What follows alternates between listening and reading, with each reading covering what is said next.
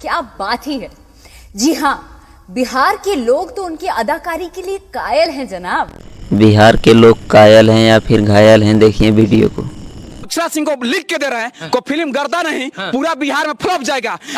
अक्षरा सिंह का बाप का है क्या बिहार? लंगा और लाल सिंह चड्ढा का चड्ढी उतर जाएगा, ऐसा तमाम समाज के लोग कह रहे। तो दोस्तों आज हम बताते हैं आमिर खान की ये पिक्चर लाल सिंह चड्ढा को क्यों बाइकआउट किया जा रहा है।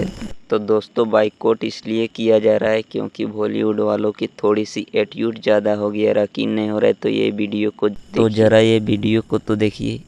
तो दोस्तों जैसा कि आप लोग वीडियो में देख पा रहे हैं, एक तरफ है बॉलीवुड की एक्ट्रेस दीपिका पादुकोण, तो वहीं दूसरी तरफ है साउथ की एक्ट्रेस रश्मिका मंदा। और देख तो वीडियो में आगे देखिए दोनों अपने ऑडियंस के साथ कैसा बर्ताव करते हैं।